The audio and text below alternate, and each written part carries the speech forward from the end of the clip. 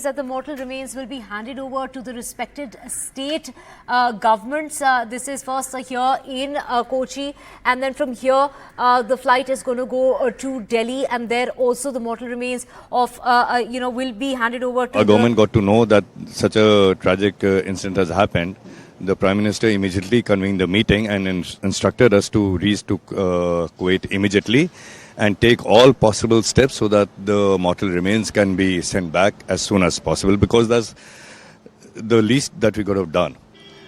So we reached Kuwait, and the Honorable Prime Minister had already spoken to the authorities there, to the Foreign Minister there, and to His Highness the Emir there.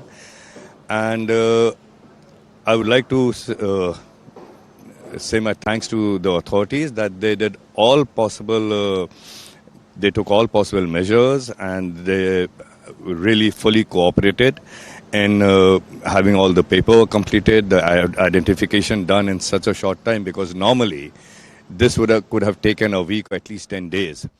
But on Prime Minister's insistence, the authorities were very quick about it. They immediately undertook the task of completing the formalities, and we managed to bring back the bodies here as soon as possible.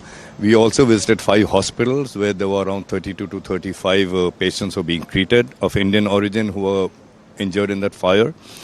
And we spoke to them individually. We inquired about their health, and all the hospitals and the directors were there. And I would also like to thank the hospital staff of each hospital that exceptional care is being taken by the hospital staff and the doctors of those patients. And most of them are likely to be discharged in a couple of days.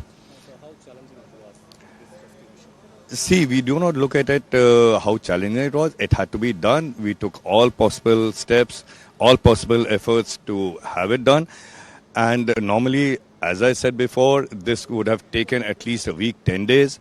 But because of the good relationships between our government and the Kuwaiti government, and the sensitive issue that it was, and especially with the Prime Minister's intervention on this part, on his part, the royal family of Kuwait, the officials, the ministers, His Highness of Kuwait, they all took personal interest so that the bodies could be brought back as soon as possible. And in the hospitals, we are told that His Highness has called up the hospital people and the Minister for Health personally, and the Minister of Health has himself done rounds of the hospitals where the people injured are being treated. So in Kuwait, the Kuwait government has taken up the inquiry. Any details about that inquiry? Yes, the Kuwaiti government is taking this incident very seriously, and they're taking all possible steps.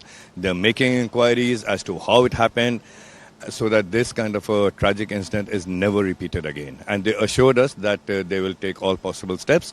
They have also assured us that all the paperwork regarding the insurance that is to be paid to the families, the compensation, will be done as immediately as possible.